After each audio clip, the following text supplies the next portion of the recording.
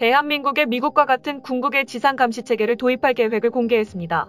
이를 통해 날이 갈수록 보도화되는 북한의 미사일 전력을 사전에 감지하고 타격할 전략 표적 타격 능력을 극대화할 뿐만 아니라 중국, 일본에도 말을 사전에 무료 갈 수 있게 됐습니다. 지난 11일 북한은 대한민국을 협박한 위해 국방발전 젊음의 자위 2012라는 이름의 행사를 개최했습니다. 북한이 지난 28일 발생했던 그처 음성미사일 화성 활용을 비롯해 최근 10년간 북한이 개발한 최신 무기가 모두 등장이 있는데요. 북한의 이번 미사일 공개는 북한이 한국의 탄도탄 요격 체계인 한국형 미사일 방어를 들을 수 있는 미사일을 이렇게 많이 개발했고 보였다는 선언이 난 마찬가지입니다. 그래서 보는 이에 대응하기 위해 합동 군사 전력을 보완하기로 결정했는데요. 하지만 전력을 고친다고 바로 대응 방안이 나오는 것은 아닙니다. 우리를 위협할 수 있는 북한의 미사일을 사전에 제공할 수 있는 역량이 없다면 그것은 그저 말뿐인 전략에 그치기 때문인데요. 따라서 실시간으로 적의 정확한 위치를 파악하고 공격할 수 있는 체계가 갖춰야 제대로 된 대응을 했다라고 할 수 있는데요.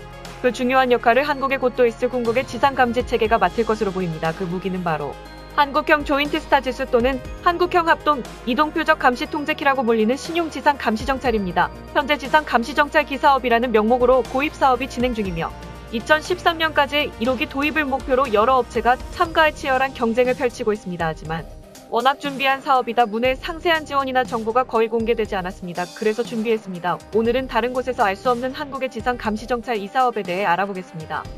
10월 6일 합동참모본부는 사이버, 우주 등 중장기 미래 유럽을 포함해 여러 군사 위협에 대응할 군사력이 운영 및 건설 방향을 설정하기 위해 합동군사전략서를 개정하기로 했습니다. 합동군사전략서는 우리 군이 작전을 기획하고 전력을 확보할 때 기준이 되는 군의 지침서입니다. 쉽게 말해 국방기획을 알, 대삼고하는 참고 서로 노보면 되는데요. 이를 정비한된 것은 전력 계획을 뜯어 급증했다는 뜻입니다. 뿐만 아니라 북한의 핵과 대량 살상무기 위협에 대응하기 위한 맞춤형 어째 전략을 강화하고 대응 전략 및 작전 수행 체계를 보강할 것이라고 했는데요. 그 방안으로 합동허리 작전지의 신설을 발간하고 해WMD 대응 전략서를 개정할 것이라 밝혔습니다. 군은 지난 2015년 킬체인 한국형 미사일 방어 체계 대량 응징 보복으로 구성됐던 3축 체계를 해WMD 대응 체계로 변경했습니다. 한마디로 군의 이번 발표는 북의 미사일 영향을 받게 할 7,000인가 미사일 방어 체계를 대대적으로 강화하겠다는 말인데요. 하지만 지침서를 바꿨다고 전력이 상승하기는 않습니다. 이 때문에 일각에서는 분이 커져가는 북한의 역을 말로 맞태워대는 것이 아니냐는 피한양도 나오고 있습니다. 그런데 사실은 그렇지 않습니다. 현재 구의도 입증이 장비를 고려하면 문의 북한의 미사일 전력을 끝장을 만반에 준비를 하고 있다는 것을 알 수 있는데요. 대표적인 무기가 이번에 다룰 지상 감시 정찰입니다. 지상 감시 정찰이는 말 그대로 진상을 암시하는 정책입니다. 이 무기 체계가 어떤 곳이라면 저기에 항공기 암미사를 탐지하고 추적하는 공중 조기경보 통지얘기에 레이더가 하늘이 아니라 땅을 향하고 있다고 생각하시면 편한데요. 대표적인 무긴 또는 미국의 이에 조인트 스타주와 영국 S 엔진을 R1이 있습니다. 이 중 진상 감시 정찰 위에 시도를 할 만한 고민은 이에 이 조인트 스타일인데요. 이에 이체 있을 타지라고도 불립니다. 이에 무슨 일이 43m 전장 47m 정보 13m의 대용 군용기입니다. 돛을 그름은 사가 보잉 살리긴 보잉 707을 개조해 만들었는데요. 주력인 19,200파운드에 달하는 엔진 4개를 장비가 4발. 이로써 최대 시속 970km로 비행할 수 있습니다. 조정 기간을 포함해 20명 정도가 탑승해 작전을 수행하는데 요총 17대까지 잘 됐고 2000년대 주력 21,000파운드의 엔진으로 개장해 기동성을 높였습니다. 미국의 EAS를 도입한 이유는 소련을 상대하기 위해서 인데요. 냉전이 한창이던 1980년대 소련은 작동 이동근 OMG라는 개념을 만들었습니다. 자신들이 보유한 심한대 전체를 여러 OMG로만으로 공세 정말 점이 없는 무한도를 바를 체계인데요. 미국은 이를 정장히 우려했습니다. 만약 소련의 계획대로 작전 기동문에 미군을 중심으로 변질된 앞부분의 강을 선을 돌파할 경우 미군은 이들을 제압하기 위해 전술에 또 사용할 수 없으며 후방을 지키기 위해 후해야만 했습니다. 이는 결국 패전을 의미하는데요. 그래서 미국은 공지 이전 개념을 도입했습니다. 소련의 작전 기동문에 적의 후방 해지기를 했을 때 공공과 다 연장 로켓 등 각종 화력을 이용해 적을 제압하겠다는 것이 있는데요. 그러나 아무리 사거리가 길고 화력이 강한 무기가 있어도 적이 어디 있는지 찾을 수 없다면 무용지물일 수밖에 없었습니다. 그래서 탄생한 무기가 지상 감시정찰 개시 주인이 HA스타즈인 것입니다. 이 에잇은 동체 하단 앞부분의 길이 9.1m에 관해요. 베어링을 설치하고 의지 REAP와 있으니 이벤트 즉시 레이더를 탑재했습니다. AP와 있을지는 영상 레이드라고 몰리는 합성 개그를 레이더 4와 이동 목표를 표시하는 도, 물론 레이드의 기능을 복합적으로 수용할 수 있는데요. 이에 있으니 레이더를 이용해 250km 이상 떨어진 적의 전자를 탐지하거나 이동 중인 적기가 부대를 탐지할 수 있습니다. 한 번에 탐지할 수 있는 즉 영역도 엄청납니다. 고도 10km 상공에서 무려 100만 제곱킬로미터의 전투 지역을 탐지할 수 있습니다. 대한민국의 면적의 10만 제곱킬로미터로 반지 남긴다는 점을 고려하면 단 한 대만으로도 한반도 전체를 감시할 수 있는 것인데요. 이에 더해 지상 스테이션 모두가 실시간으로 경신하며 모든 정보를 공유할 수 있습니다. 이렇게 적용 움직임을 속속들이 알 수 있으니 적이 집결하면 바로 폭격을 커볼 수 있게 되는데요. 이에 시본격적으로 배치된 1990년대에는 소련이 망이 있기에 본래 목적인 조정기가 포대를 상자하진 않았으나 굳이 안발판 전제, 아보관 전쟁 등 미국이 참전한 여러 전장에서 크게 활약했습니다. 이 H-30을 감수하면서 미 육군은 절대 기습할 수 없는 부적의 군대가 됐습니다. 그런데 이번에 대한민국이 도입하려는 지상 감시 정찰기는 이에 조인트 뜻하지 보다 훨씬 강력하고 빠릅니다. 2010년대 이후로 우리 군은 북한의 핵미사일이라는 생각하니 역을 제거할 방법을 찾아냈습니다. 그러나 당시 우리 전력은 재래식 무기 활력이 주로 건설되어 있었기에 북한의 미사일을 사진을 탐지하고 감시할 방법이 없었습니다. 미국의 정찰 자산이 없다면 사전 탐지든 건의 안방어적 전도 제대로 수행하기 어려울 정도였다. 유당장 적과 싹을 무기 넘는 반에 감시 정찰 장비를 도입할 수 없었던 사정이 있다지만 이를 감안하더라도 너무 처참한 순이었습니다. 그래서 우리 군은 부족한 감시 정찰 전력을 확보하기 위해 여러 신규 장비에도 입을 추진했습니다. 그렇게 탄생한 결과물이 신형 벨트 정찰기 RQ4 글로벌 얻고 블럭 30 등 신용 감시 정찰 위해 대거 확 중이었고 추가로 도입된 슈퍼그린파인 레이더와 운용사 위성을 우주궤도에 올리는 사이 요 사업이었습니다. 그 결과 우리 군의 감시 정찰 능력은 지금 이 순간에도 쉼없이 강화되고 있습니다. 그 덕에 북한의 움직임을 사전에 파악하고 대응할 수 있게 되는데요. 하지만 북한 전체 움직임을 실시간으로 감수하면서 이를 지상 접근 부대 실시간으로 전달하는 복합 임무를 수행할 만한 공중 플랫폼을 확보하지 못한 상황입니다. 그래서 감시와 지상 통제를 동시에 수행할 수 있는 한국형 조인트 스타드를 도입하기 위해 지상 감시 정찰 이 사업을 계획한 것입니다. 공개된 자료에 따르면 2023년까지 1호기를 확보하는 것을 시작으로 총 4대를 확보할 예정인데요. 처음에 우리 군은 미국에 의해 제2 스타드를 신규 도입하거나 금강 정찰 2를 지상 감시 정찰기로 개조하는 방안을 보였습니다. 그러나 이에 새 모체인 보잉 G07은 이미 생산이 중단된 노기 중이었고 금방 정찰기를 개조하는 데 들어가는 비용이 사실상 신규 기차를 도입하는 것과 맞먹는다는 결론이 나면서 아예 신규 일체를 도입하기로 방향을 전환했습니다. 이에 따라 여러 업체들이 다양한 형태의 지상 감시 정찰기를 제시했습니다. 요즘 이해 조인트 스타트를 만든 노스럽고 많은 지상 감시 정찰기 원조라는 점을 내세우면서 IQ4 글로벌 업고 블록 40을 제지는 내일로 유인항공기가 감시 정찰 임무를 수행할 수 있는 시간이 그리 길지 않다며 지상 감시 능력이 강화된 신용 글로벌 로고를 도입하라고 제안했습니다. 하지만 대한민국에 도입하고 오지 않은 지상 감시 정찰기는 지상 30분 아니라 즉각적인 대응을 위한 제2 통제도로도 활약할 수 있어야 위해 이는 우리 군에 그리 적합하지 않은 선택지입니다. 보잉 역시 여러 제안을 했는데요. 2737 I처럼 보잉 737을 기반으로 한 신용 지상 감시 정찰기를 도입하고 나연한 감시 레이더 AS를 장기간 피해 입고 해상 초계기를 국가도 이탈하고 제안했는데요. 만약 보잉이 2737 가격을 40%나 올려받겠다는 갑질을 하지 않았다면 두 선택지 모두 나쁘지 않은 제안이 없습니다. 또한 4대 2737 P4A와 내년부터 도입될 6대 P1의 해상 초계기를 보유하고 있는 우리 군으로서는 부품 호언을 위해서라도 보잉은 선택해야 할 상황이 없기 때문입니다. 그러나 보이 F-15K 계란과 273젤 추가도 이 사업에 뭔가 갑질을 하고 있는 상황에서 우리 군이 보잉은 선택할 이유는 어디에도 없습니다. 따라서 남은 선택지는 레이션 컨소시엄의 I, 스타K, Y, A, 사이즈 20 기반 감시 정찰기 마스터뿐입니다. 마스터는 조기경보 동절기 2차 사업에서 I에 사가지 않은 이에 W, 20 바로 CAW와 같은 걸 포스터를 M50 비즈니스 제트기 기반이기 때문에 만약 우리 군이 이 기종을 산다면 함께 구매하기 좋습니다. 상대적으로 저렴한 유지위가 장점으로 꼽히는 1호 그러나 이스라엘의 이체는 우리 군의 자기 조기경보 통지기가 될 가능성은 지극히 낮습니다. 그 이유는 저렴한 만큼 규모가 작아 제 성능을 내기 어려운 점이 많기 때문인데요. 이 때문에 현재 가장 유력한 후보는 레이션 컨소시엄이 제시한 I, 스타K입니다. I, 스타K는 영국이 개발한 지상 감시 정찰 긴 센트를 아릴의 완전 개량형입니다. 센트 날짜로는 캐나다 분발을 위해서의 글로벌 비즈니스 혜택이 기반으로 한 쌍방울 터보팬 중형기입니다. 원폭 28m, 전장 30m, 경고 8m이며 최대 이륙 중량은 43.5톤입니다. 이에 이 조인트 사이즈에 비해 상당히 작은 크기인데요.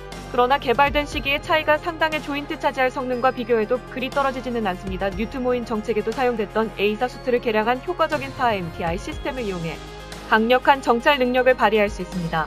현재 세팅을 아른을 만들었던 네이션 4 대한항공 동반 네드 회사가 컨소시엄을 구성해 스타K를 제안하고 있는데요. 스타K의 특정점은 멀티 인텔리전스입니다. 아스타K의 시만스 500만이라는 X밴드 AESA 레이더입니다. 합성 개구 레이더, 사지상 이동 표적 지시 레이더 GMPR뿐만 아니라 해상 표적을 식별하는 역합성 개그를 1도 아이삭 기능을 보유하고 있어 다목적 구성이 상당합니다. 또 영상 정보 이벤트에 너의 신호, 정보 시게이트 통신, 정보 코멘트 역시 수집할 수 있을 뿐만 아니라 우수한 데이터 네트워크 운영 능력을 바탕으로 통지 여기에 임무를 수행할 수 있습니다. 이와 함께 하지 결정적인 장점은 한국군의 데이터 링크 제기에 통합할 수 있다는 것입니다. 컨소시엄에 대한항공이 참여한 것만 보더라도 레이스오는 한국방송 기업 업체들과의 협력을 강조했습니다. 하나 시스템이 개발하고 있는지 양성 적외선 방위 장비 DRC 뿐만 아니라 한국형 데이터 링크 체인 링크K를 통합할 수 있다고 주장하고 있는데요. 이렇게 된다면 국산 전투기와 국산 공들인 이자를 효율적으로 지통제했을 뿐만 아니라 그동안 우리의 기술력 부족으로 개발하지 못해 미국에 의존했던 감시정찰 이를 우리 대한민국의 기술력으로 개발할 수 있게 됩니다. 이렇게 되면 혹은 진정한 한국형제 동절기를 보유하게 됩니다. 여러분의 생각은 어떠신가요? 시청자님의 현명한 의견을 댓글로 남겨주시면 바랍니다. 여러분들의 좋은 의견이 좋은 영상을 만드는데 많은 힘이 됩니다. 이상 거래 줄였습니다. 미국의 갑질에 대한민국과 문에 분노하고 있습니다. 제작사인 보이니 우리 공군이 추가 도입을 추진하던 2737 피스아의 가격을 수십 %나 올려받겠다고 선언했기 때문입니다. 현재 한국은 4대 2737 조기경보기를 보유하고 있는데요. 4살 레이더를 사용하는 이 강력한 조기경보 기억의 우리 군의 탐지 및 추적 능력은 이전에 비해 크게 향상됐습니다. 그래서 우리 군은 내부적으로 2737에도 입을 확장시켜 놓은 상태에서 2개 경기 경보기를 추가 도입을 추진했습니다. 그런데 조기경보의 제작사인 보이니 갑질을 시작했습니다. 2737에 관련 부품 단가가 상승했다는 명목으로 도입 단가를 무려 40%나 올려받겠다고 선언한 것입니다. 지금 한국군이 보유 중인 2737 한 대 가격이 우리도 7천억 정도라는 것을 생각할 때 비행기 한 대 일주를 받겠다는 말이나 마찬가지인데요. 당연히 우리 군은 격분했습니다. 최근 공군 참모총장 외국인이라는 이유로 F-35일 탑승에 거부했던 사건도 그렇고 미국 항공사들이 우리 대한민국을 우습게 보는 것 아니냐는 이야기까지 나오고 있는데 그래서 이에 대한 대안으로 다른 경쟁 비중을 도입해야 한다는 목소리가 높아졌습니다. 이에 따라 비즈니스의 크기를 개량한 494의 글로벌 I를 도입해야 한다는 이들과 이스라엘의 A4A LW 2085 CAW를 구입해야 한다는 이들에게 힘이 실리고 있습니다. 그러나 어느 쪽이든 아주 중요한 문제를 해결하지 못하는데 OE에서 내대전대 외산 조기경보 동절기를 도입하는 것으로는 늘어나는 군사력에 위해 부족한 탐지 정찰 능력을 확보할 수 없기 때문입니다. 국산 조기경보 동절기를 만들려고 하더라도 국산 수송기조차 개발 여부가 정해지지 않은 현상에서는 외산 민항기를 구입해 개조하는 방법밖에 없습니다. 그래서 전력 공백을 메고 위해서라도 외산 조기경보 동절기를 도입하는 것인데 이 때문에 비싸더라도 미국산 2737을 살 수밖에 없다는 자주적인 이야기가 군 안팎에서 들려오고 있습니다. 그런데 우리 기술자들이 새로운 형태의 조기경보 통지기를 만들어 화제입니다. 바로 조기경보 통제 빙산에 대한 이야기인데요. 조기경보 통지 위에서는 아직 기술적으로 극복해야 할 문제가 많아 당장은 도입할 수 없는 구매 후기입니다. 그럼에도 외산에 의존하지 않고 우리의 힘만으로 조기경보 통제 임무를 수행할 수 있는 데다 장점도 많아 여러 군사 전문가들의 관심이 상당합니다. 그래서 준비했습니다.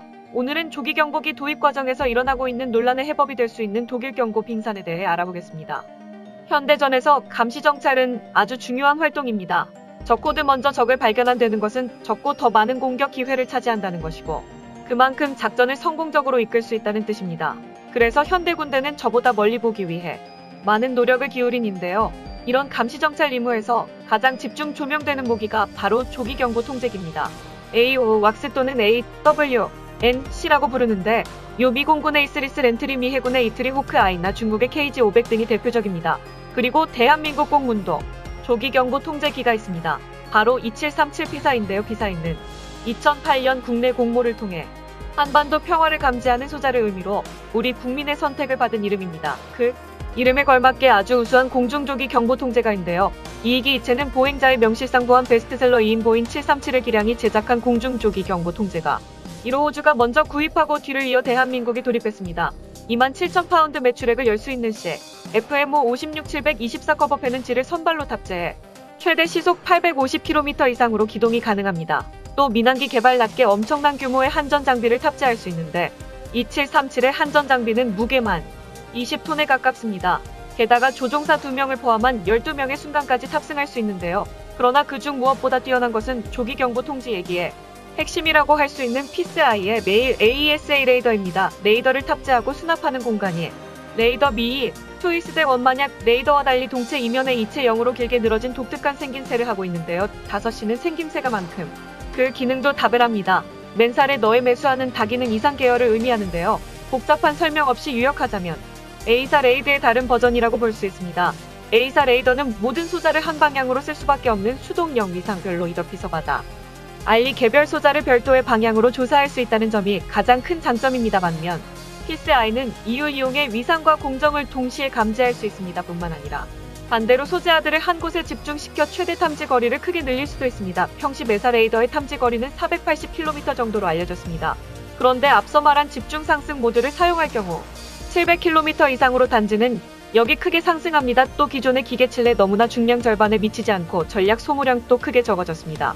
현재 517-377맥은 아직도 민간에서 대량으로 운용되기 때문에 물품이 저렴하고 수급하기가 아주 쉬워 경제성을 크게 높일 수 있습니다. 하지만 문제가 있습니다. 한반도 전체를 감시하기에는 2737의 수가 너무 적다는 것입니다. 승무원이 탑승하는 일반적인 항공기의 제공 시간은 그리 길지 않습니다. 아무리 훈련받은 조정사라도 집중력을 잃지 않고 효율적으로 항공기를 조정할 수 있는 시간이 한계가 분명하기 때문인데요. 이에 더해 승무원 한 사람이 늘어날 때마다 연료 화물을 답장할 공간이 줄어드는 문제도 있습니다. 그래서 마니아 유인 항공기를 정차림을 투입할 경우 한 대가 작전 중일 때 적어도 한 대 이상의 항공기가 지상에서 대기하고 있어야 합니다. 한 대가 떠 있는 동안 지상에서 기치를 정비하고 승무원을 교체하며 다음 작전을 준비하고 있어야 하기 때문입니다. 그러므로 4대 조기경보 통지기가 있는 대한민국이 실제 작전에 투입할 수 있는 항공기의 숫자는 2대 불가합니다. 사실 이조차도 많이 무리를 하는 것인데요. 적어도 3대가 번갈아가며 작전을 수행해야 갑작스런 규정이나 장기간의 개량 또는 수리 소요가 발생해도 대응할 수 있기 때문입니다. 이를 위해 우리 공군은 조기경보 5기 2차 사업을 통해 우대 피스아이를 더 구입하였습니다. 피스아이 성능이 상당히 만족스럽고 한층 업그레이드된 신규도 이분의 성능이 꽤 괜찮아 보이는 데다 정비 수요를 생각할 때 기존에도 2탄 4대여 같은 개체를 사는 것이 맞다고 생각한 것이죠. 그래서 대부분의 군사 전문가들은 입찰에 세계사가 제시한 3개의 조기경보기가 등장했습니다. 또 우리 군이 결국 2737을 도입할 것이라 생각하고 있었습니다. 그런데 이변이 일어났습니다. 2737의 제작사인 보인이 밭질을 시작한 것입니다. 최근 보인은 방만한 경영과 혁신 실패로 화사한 직전입니다. 신용 민항기 보잉 737 맥스가 연달아 사고를 내 막대한 손실을 입은 데다 미공군 출력이 사업에 채택된 티 세분의 1에도 후쿠의 개발이 한없이 지연되고 있는 등 사업 실패가 이어지고 있습니다.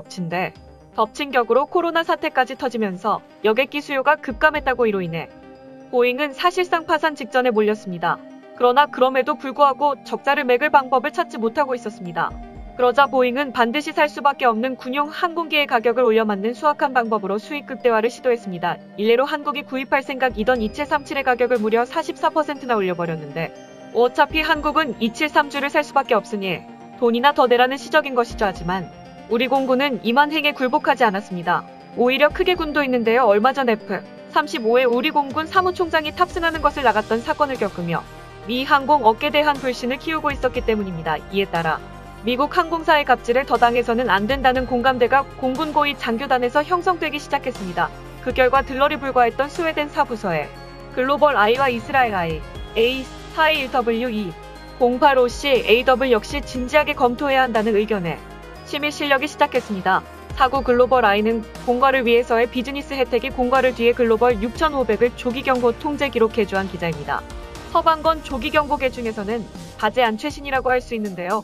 최신 사양의 고성능 A라인 E, R, 레이더와 각종 EOI, R 장비를 탑재하고 있어 크기에 비해 감시 정찰 능력이 매우 구사하며 속도가 빨라 생산성이 높습니다. 이 세를 항공사 IA사까지 예약한 E1W, 2085CAW도 괜찮은 선택지입니다. 이 기체는 군도 운영 중인 비즈니스 혜택의 걸프스트림즈 5, 공을 개조한 조기 경보기입니다. 하지만 두 항공기 모두 한국이 조기경보기를 도입하는 근본적인 문제인 조기경보계 부족을 해결하는 데는 약간 모자란 감이 있습니다. 사실 이러한 상황은 2737P4E의 개량형 역시 마찬가지인데요. 이 때문에 한반도 전체를 상시 감시할 수 있는 새로운 무기를 개발해야 한다는 목소리가 일각에서 제기되고 있습니다. 이들이 제시한 새로운 무기는 바로 조기경보 비행선입니다. 높은 단가율 및 제공 시간이 너무 짧아 세세한 탐지기 어렵다는 조기경보 동절기 단점은 사실 미국조차 아직 완벽하게 해결하지 못한 문제입니다. 심지어 이 부분 지구 전체를 감시해야 합니다. 접속국들이 전 세계에 걸쳐 흩어져 있기 때문인데요. 그래서 미국은 고고도 무인 정체기와 정찰 이상을 대폭 확대했습니다. 하지만 이마저도 부족한 감이 있는데요. 정지 궤도의 인공위성은 고도가 안 너무 높아 상세한 좀 처리 어렵고 저에게도 이상이나 고고도 정찰 위해 탐지가는 시간도 그리 기지는 않습니다. 무언가 획기적인 해법이 필요했는데 미국 네이스원에서 그에 대한 해법을 제시했습니다. 과거 사장됐던 비행선을 무얼시켜 소장시간 조기경보 비행선으로 만들자는 것이었습니다. 비행선을 열기구에서 발전한 비행기의 한 상태입니다. 날개를 사용하는 항공기에 비해 제공 시간이 길고 탑승감이 뛰어나 뒤에 20세기 초만 하더라도 많은 이들이 이용했는데요. 그러나 충격에 취약하고 속도가 느려 결국 사장됐습니다. 그런데 창의적인 발상의 전환으로 이 비행선은 새로운 국면을 맞은 매우 수소를 대체할 헬렌 가스가 개발되고 비행선에 사용할 만한 추진 기술이 발전하면서 그동안 쓸모없던 비행선이 다시 주목받고 있습니다. 태양광 판넬과 수소 연료 전지 이를 이용한 전기 모터를 사용한다면 비행선을 미래 항공 운송 수단으로 사용할 수 있다는 것이죠. 이를 군사용으로 만든 것이 미국 네이스는 4회째 이벤트입니다. 1998년 설계된 챌린지는 1.6톤의 화물을 싣고 최대 3,000m까지 상승할 수 있었습니다. 미국권이 제일 현재의 고성능 레이더를 따라 조기경보기로 활용하려고 했습니다. 하지만 태풍이 취약하다는 문제점이 지적되어 결국 사업을 폐기하고 마는데요. 반면 비슷한 시기에 무인 비행선을 만들었던 한국은 미국과 달리 이 사업을 포기하지 않고 개발을 이어갔습니다. 한국은 20년 전인 2001년 당시 기준 세계 최대 규모의 다목적성 증권장기 제공 무인비에서 기아 50을 개발했습니다. 호도 3km로 비행하는 50m 크기의 비행선을 만들어 2004년부터 2005년까지 있으면 비용까지 성공했는데 유사업성이 떨어진다는 이유로 6년간 사장됐다가 2013년부터 다시 개발을 시작했습니다. 하지만 바로 비행선을 제작하기로 한 것은 아닙니다. 항공우주연구원 해지고 하나요. 고도 20km에서 장시간 비행하는 고고도 태양광 무인기를 먼저 만들기로 결정했는데 2016년 18.5km 성 증권 비행에 성공하며 그 가능성을 입증했습니다. 연구팀의 목표는 날씨에 영향을 받지 않는 성증권에서 태양열을 활용해 수개월 이상 활동할 수 있으며 일정이 이상의 화물을 실을 수 있는 장기 제공 항공기의 완성입니다. 만약 이들이 목표를 달성한다면 초장기 제공 능력을 가진 중국의 조기경보 동절기를 한국이 개발하게 되는 것입니다. 지금 한국은 미국도 포기한 사업을 성공해 운더까지 진행시킨 것입니다. 여러분의 생각은 어떠신가요? 시청자님의 현명한 의견을 댓글로 남겨주시면 바랍니다. 여러분들의 좋은 의견이 좋은 영상을 만드는데 많은 힘이 됩니다. 이상 허리 줄였습니다.